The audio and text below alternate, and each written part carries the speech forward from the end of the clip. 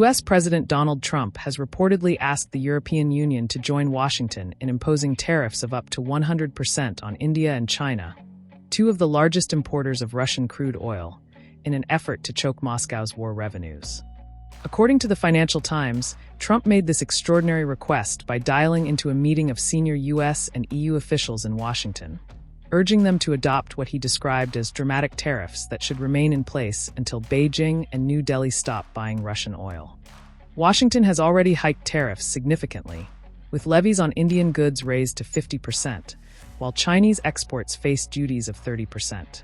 A U.S. official told the Financial Times that Washington is ready to mirror any new tariffs that the EU slaps on India and China, which could result in an exponential rise in duties. One U.S. official was quoted saying that the president's view is simple: keep the tariffs on until the Chinese stop purchasing Russian crude. The official added, there are not many other destinations for that oil to go, making this strategy a way to strike at the heart of Russia's war funding.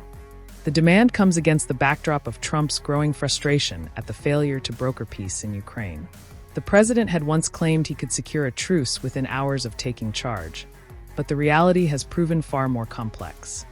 This tough talk stands in stark contrast to Trump's own statements when he praised U.S.-India negotiations and suggested a successful conclusion was near. On his social media platform Truth Social, he even described Prime Minister Narendra Modi as a very good friend and said there would be no difficulty in finalizing a deal. In response, Prime Minister Modi posted on X that India and the United States are close friends and natural partners, and confirmed that trade talks were progressing rapidly.